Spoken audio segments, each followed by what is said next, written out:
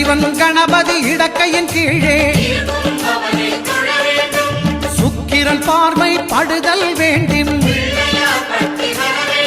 எங்கள் இறைவன் கணபதி இடக்கையின் கீழே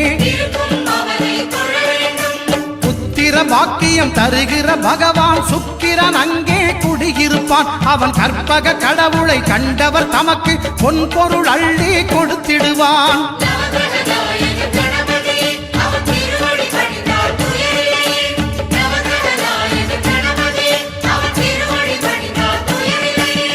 ஒன்பது கோளும் ஒன்றாய் காண